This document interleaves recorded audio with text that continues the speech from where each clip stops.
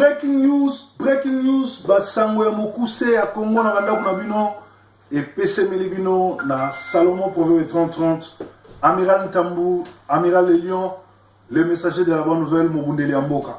Eza ya koyinda match baluki na ndenge kosakanate ba Rwandais bakota na mboka na msone stratégie ba somba opposition mutu tout bomonaka opposant na Kinshasa azali agent ya Rwanda ba corrompi ba malade ba zanga mayele bakende ko signer ba corps pour être mabele à Rwanda na nationalité congolaise ba Rwandais ba sakana nango ndenge balingaka. Alors match baluki na ndeni na ngongo yo bomoni bi ba carte d'identité à l'côté bimi basi ba sala nyonso tout ba kabola Congo ba balkanisation ba sala balkanisation mais nzamba la kate. Félicitations na ba mai, félicitations na ba ndeko nyo surtout à la frappe na est à Congo parce que ceux qui na Kinshasa ba bazo bina, ceux qui na Kinshasa ba baza distrait na ba ndombolo, na ba danse, na ba aventure, kofifira kangisi mututongolo mutuboye, ceux qui na Kinshasa chaque pourquoi banda lundi, ti dimanche ba bina ka balangwaka na est à Congo ba zui conscience. Discours na biso ekoti.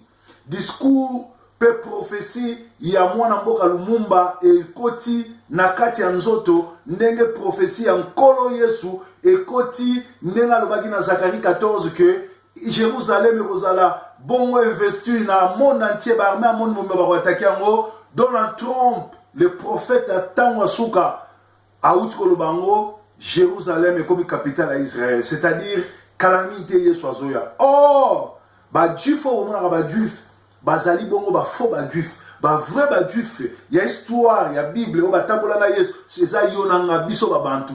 Alors histoire ezali te Kagame azali soutenir na ba juif oyo ya bandoki ya ba sataniste ya gege soko moni pasteur alobi azali mutu ya Zion azali mutu asikota Israël alati drapeau Israël azana ba sultan ba croix milai, c'est-à-dire azali na kati ya kabal juif bango wana bazotia mbongo ebele po banyokola ba chrétien ba boma biso basala nyonso siko bale balukeli bango pour la nini ba congolais à est ya mai ba bomi plus de 200 soldats ya onusiens ba bomi plus de 200 soldats onusiens siko presse le col camouflage masolo bazoko saka ezali 14.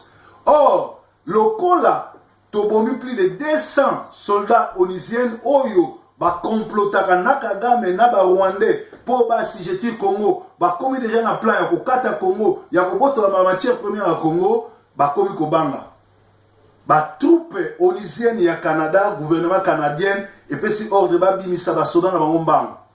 Alors plan na bango échoué ya ko balkaniser mboka bolandaki Azarias Rubewa ou azali moko touti étranger, violeur, voleur, criminel, auti ko bango ke bazaki na posa ba kabola Congo.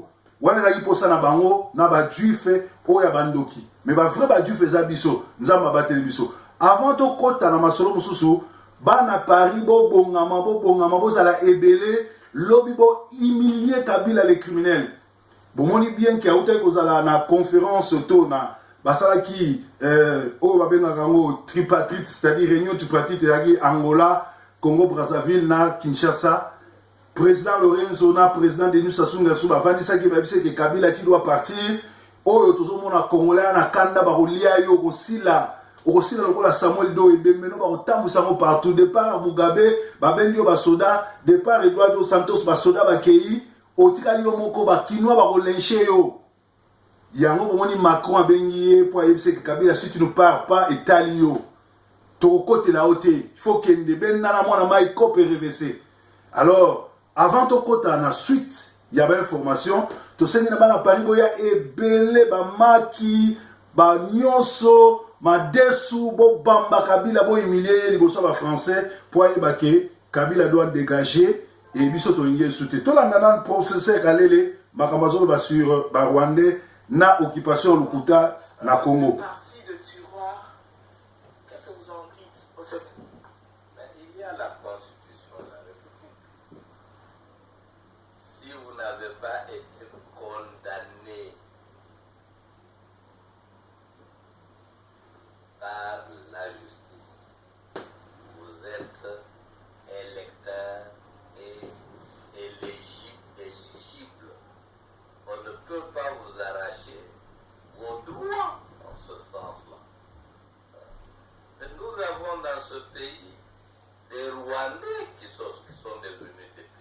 des Roubaix ou des Ils Kengo, sont devenus des sénateurs.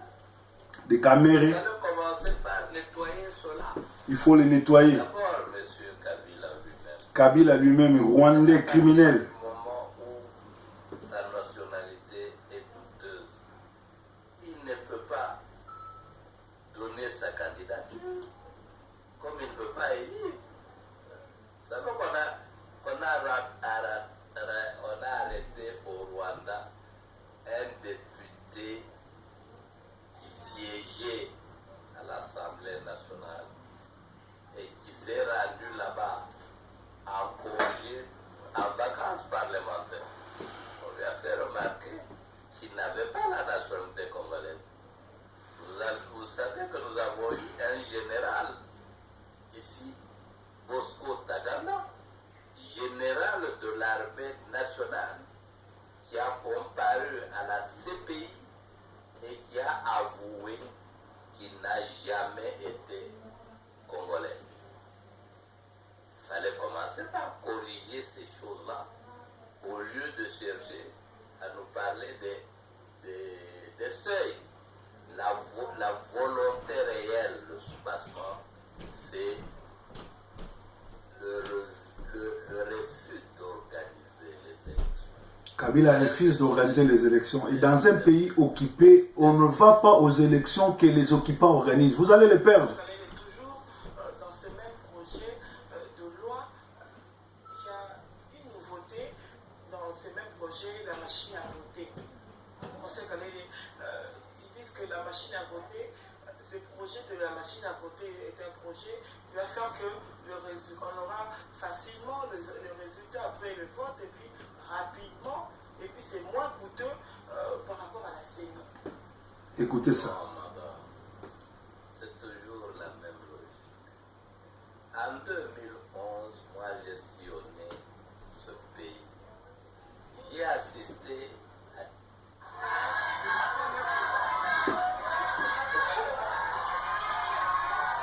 Sorry.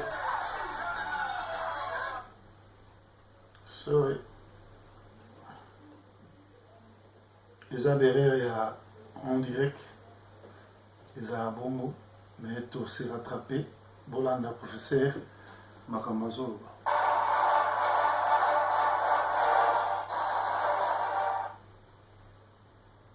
Émissions. J'ai fait beaucoup d'interventions sur ce genre de rapport. D'abord, concernant l'accord signé entre le CNDP et le gouvernement congolais. Ça commence là. Nous sommes en mars 2009. C'est l'accord du 23 mars M23. 2009. Que dit cet accord? Vous avez l'article 4 de cet accord. Donc vous avez d'abord l'article 1 et 2 qui accordent la nationalité congolaise aux gens de Kounda-Bantoine. Donc ils peuvent poser leur candidature jusqu'à la présidence de la République. Qui a signé des accords comme ça? Vous avez l'article 4 qui dispose que certains territoires de la République, comme Minembwe, Bunyakiri et Kasha, peuvent être dirigés par des chefs coutumiers rwandais. Yango Roubero a tia grand frère na yena Minembwe. Et leurs militaires. Et ça existe. Ces gens-là gèrent. Vous avez l'article 8 qui dispose que les minerais du Congo doivent être exploités en commun entre les Congolais et les Rwandais. Cet article existe. Vous avez l'article 17 qui dispose que si un Rwandais est blessé en guerre par des militaires congolais ou tué, La politicien. le gouvernement congolais a l'obligation d'indemniser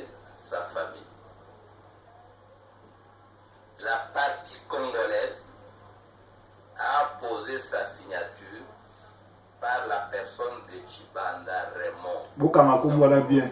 Chibanda Raymond. Au grand étonnement du témoin de l'OUA, Président l'ex-président nigérien, Obasanjo, qui a demandé si des gens intelligents pouvaient signer des accords comme ça. Le M23, c'est le fils du CNDP. Et le CNDP, quand il est devenu parti politique, il s'est allié de quel côté? La majorité présidentielle. Hein? Comme le parti de Robert White, c'est majorité présidentielle. Robert White, Les Rwandais tout. 23, quand vous lisez l'accord, c'est le même accord que celui du 23 mars. Mais ils ont changé l'ordre d'arrivée. 9. Sauf qu'on a interverti l'ordre des articles. Donc on a continué à considérer ces gens-là comme des Congolais. Tshisekedi savait ça. Tshisekedi fils sait ça. Ils signent, ils vont avec eux.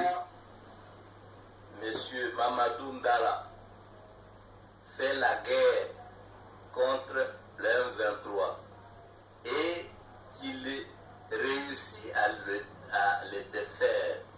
On l'a tué. Et vous savez comment on l'a pleuré. Son corps a été amené nuitamment, le deuil organisé au camp Tchachi et le corps jeté dans un petit cimetière De Kitambo. musulman à Kintambo. Vous savez également, dans la même ligne, que monsieur qui parle beaucoup ici, Lumbala, l'aventurier, Roger Lumbala, le collabo de a traite. déclaré dans ce pays que Bosco Taganda l'avait contacté pour diriger le M23, que Kabila avait donné son accord par le truchement de M. Lumanu, et lui s'est rendu effectivement en Ouganda à rencontrer le M23. Quand il est revenu ici, il a été accueilli en fanfare sur le boulevard, tout le monde a vu ça. On lui a fait quoi? Donc c'est des choses qui existent et qui sont vraies. Monsieur du M23, je crois que c'est Kamanji ou tout ça, il n'a pas nié qu'on a recruté des Rwandais du M23 qui sont venus ici. Ils ont tué effectivement. C'est eux qui ont brûlé la permanence de l'UDPS et qui ont jeté des corps là-dedans. On les a menés à l'hôpital de la ville là-bas. Le grand hôpital, j'oublie le nom, ça va venir. Et ils ne parlaient pas. Lingala, ni Kikongo, ni Swahili. C'était des étrangers, on a dû les évacuer nuitamment vers l'Afrique du Sud. Ils avaient été brûlés à l'essence avec des projectiles qu'ils jetaient en transférant leurs victimes de l'UDPS dans le feu. Donc, Human Rights Watch dit une partie de la vérité, mais nous connaissons aussi des grandes parties de cette vérité dans cette ville et des choses pires. Bandeko Boyoki Binomoko, c'est-à-dire opposition à Congo, Kobanana, vient à ce Etienne Tshisekedi. Moi, Nanae, Faïl Okutu Aza, fils spirituel à Rouberoa, Nanera Framason, Nanera Kindokipo, Amemake Amérique. Donc, Tshisekedi, père, fils, groupe wana surtout, il y a Pierre Lumbu, ba collabo, ba traître, oyo, ba yebi makambo oyo, oyo professeur Azoloba, ba vana na baronye, ba kendaka na mesa, ba bendila, na barona butu, ba omela ba champagne, tout et tout et tout. Yango to osenga na ba Congolais. Ntangu ifweni, tangu ekoki.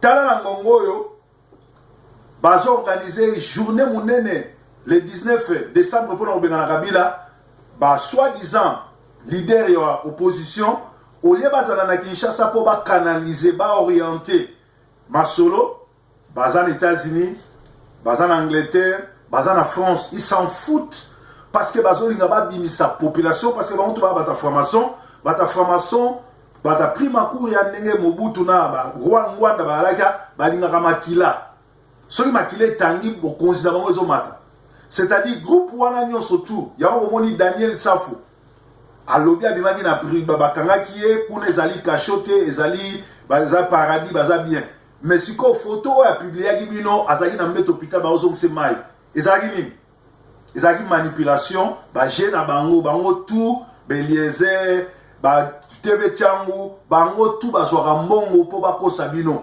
opposition na Kinshasa ezate vraie opposition za peuple na chaque fois peuple alinga ko malibanda IDPS ndebundisa yango botala IDPS na ngongo Chibala alobi ye azali mokitano ya Etienne Tshisekedi yo babengani yo na parti soki nga na place na ye na ko créer parti na nga na continuer mais pourquoi azokanga na kombo IDPS pourquoi azosala ba scénario oyo bokomona ke congolais azali mutute congolais classe politique il faut to bengana bango to pendre bango nyonso tout to bandi na biso mo batabanduni o ezamboka nanga to trahi mboka na vieux gizengi o fwa kufa yata kufi to rende ko déterraka ye to ko tumba ye parce qu'il a trahi le Mumba, il a trahi le peuple congolais na ko signer ko soutenir ba Rwandais batabanduni batu ya Bashwaili basali pire bazu ya Rwandais bapesi nationalité congolaise balobi aza mutoto wa kwetu mais mutoto wa mama alors da batoto wa mama wana mwana ndeko na bango abandi ko boma ndeko na bango abomi bana Kabila nyonso et de surcroît Kabila za lipasa na lipasa na butona mama Shifa abota mwana mususu na manono même butwana akobota mususu na ewa bora na yebite distance nini distance combien zali entre ewa bora na manono mais zali grave malali boso bana wana baza tellement sacré mama na zali na zembe bana mapasa aboti moko na manono akobota mususu na ewa bora banali basali biloko bongo bashwaili et ya grave zali baluba ba komi ba premier ministre baza ba ministre ya intérieur tout et tout bandimi ba Rwandais ba ya ko boma population na bango pona ba poste et sikoyo Chibala au lieu asala ba déclaration kazaki opposant asala ba déclaration kazaki mutu ya Tshisekedi bakundaye ba Tshisekedi akufa bakundaye te